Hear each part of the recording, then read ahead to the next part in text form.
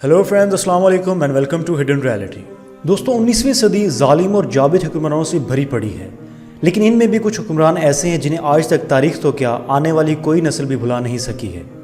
और आज मैं इस वीडियो में आपको जर्मनी के सबसे बदतरीन डिक्टेटर यानी कि एडोल्फ हिटलर की तरफ ले जाऊँगा।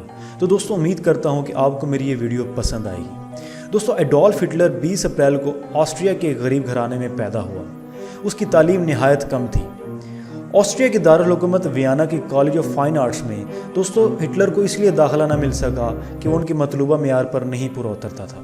1913 में हिटलर जर्मनी चला आया, जहां पहली जंग अजीम में जर्मनी की तरफ से एक आम सिपाही की हैसियत से लड़ा। और फौज में दोस्तों इसलिए उसको तरक्की हासिल न हो सकी क्योंकि अफसरान के नज़दीक हिटलर में कायदाना सलाहियतों की कमी थी। और उसके बाद शायद इस दुनिया का अमन तबाह होने वाला था, क्योंकि हिटलर जर्मनी की वर्कर्स पार्टी का रुकन बना, जो कि 1920 में national socialist Germany workers party यानी कि नाजी पार्टी कहलाई। दोस्तों, 1921 में वो पार्टी का चेयरमैन मुंतखब हुआ और 1930 में मुंतखब होने वाले इंतखाबात में नाजी पार्टी जर्मनी की दूसरी बड़ी पार्टी बनकर सामने आई।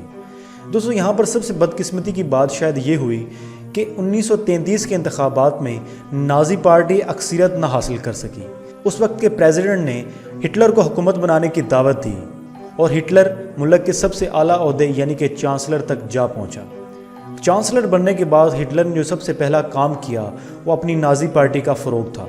उसने इस दौरान मुल्क में बेरोज़गारी को ख़त्म किया और दूसरे तरक्याती इक़दामात किए, जहां जर्मनों की अक्सरियत को अपना गर्विदा बनाया और वहां उन्होंने बताया कि वह दुनिया की अजीम तरीन और फातेह कौम है। दोस्तों, उसके बाद हिटलर ने अपना रौब इस दुनिया को दिखाना शुरू कर दिया। हिटलर ने पोलैंड पर हमला करके दुनिया की सबसे बदतरीन यानी कि वर्ल्ड वार 2 का आगाज़ कर दिया। इसके साथ ही मार्च 1936 में राहाइनलैंड पर कब्ज़ा कर लिया और 1938 में ऑस्ट्रिया को जबरी तौर पर खुद से मुल्हिक कर लिया। दोस्तों, 1940 हिटलर के लिए बहुत अहम बरस था। अप्रैल में उसकी फ़ौजों ने डेनमार्क और नॉर्वे को रौंद डाला। मई में उन्होंने हॉलैंड, बेल्जियम जैसे मजबूत ममालिक को तख्तो-ताराज किया। जून में फ्रांस ने शिकस्त खाई, लेकिन इसी बरस बरतानिया ने जर्मनी हवाई हमलों का दलेरी से मुकाबला किया।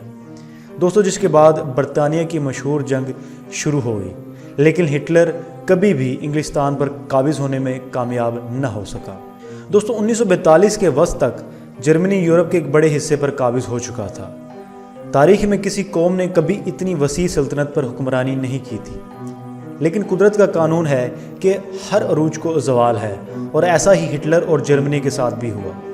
1942 के दूसरे निसफ में जंग का रुख बदल गया, जब जर्मनी को मिस्र में अल अलमीन और रूस में स्टालिनग्राड की जंगों में शिकस्त उठानी पड़ी। इन नुकसानात के बाद जर्मनी की अक्सरी बर्तरी का ज़वाल शुरू हुआ और 30 अप्रैल को बर्लिन में हिटलर ने खुदकुशी कर ली और उसके 7 रोज़ बाद जर्मनी ने हथियार फेंक दिए। दोस्तों, अपने दौरे इक़्तिदार में हिटलर ने नस्ल कशी की हिकमत अमली अपनाई, जिसकी नज़ीर तारीख में नहीं मिलती। वो एक मुतअस्सिब नस्ल परस्त था।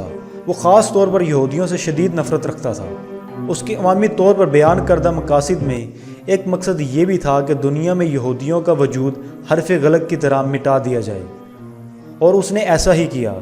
और हिटलर ने तकरीबन 60 लाख यहूदियों को कत्ल किया, जिसको दुनिया आज होलोकास्ट के नाम से जानती है। दोस्तों, यहूदियों के अलावा हिटलर ने रूसियों और खाना बदोशों की एक बड़ी तादाद का भी कत्लेआम किया और इन लोगों को भी गोली मार दी जो नस्ली तौर पर कमतर या किसी हवाले से रियासत के दुश्मन थे। लेकिन इन सब कत्लो गारत के बाद हिटलर खुदकुशी करने पर मजबूर हो गया और उसने अप्रैल 1945 को बर्लिन में ज़ेरे ज़मीन पनाहगाह में अपनी नई नवेली दुल्हन एवान ब्राउन के साथ खुदकुशी कर ली। लेकिन इस पर आज भी 11 मिलियन यानी कि 1 करोड़ 10 लाख अफराद के कत्लेआम का इल्ज़ाम लगाया जाता है। दोस्तों, मुतअद्दिद वजूहात की बिना पर यह ज़ाहिर होता है कि हिटलर की शोहरत बाकी रहेगी। एक तो इसलिए कि उसे तारीख की खबीस तरीन अफराद में शुमार किया जाता है। दोस्तों, हिटलर जंग अजीम दोम के असल महरक की हैसियत से भी ज़िंदा रहेगा, जो तारीख की सबसे बड़ी जंग मानी जाती है कि मुस्तकबिल में इससे कहीं ज़्यादा होनहार जंगें लड़ी जाएंगी, जिन्हें आज हम वर्ल्ड वार 3 के नाम से भी याद करेंगे। लेकिन 200-300 साल बाद भी जंग अजीम दोम को तारीख के अहम वाक़यात के तौर पर याद रखा जाएगा और हिटलर को इस दुनिया की सबसे ज़ालिम हुक्मरानों में भी शुमार किया जाता रहेगा। तो दोस्तों, उम्मीद करता हूँ कि आपको मेरी वीडियो पसंद आई होगी। अगर तो आपने मेरा अभी तक चैनल सब्सक्राइब नहीं किया तो प्लीज़ मेरे चैनल को सब्सक्राइब कीजिएगा। अपना बहुत सारा ख्याल रखिएगा। तब तक के लिए अल्लाह हाफ़िज़।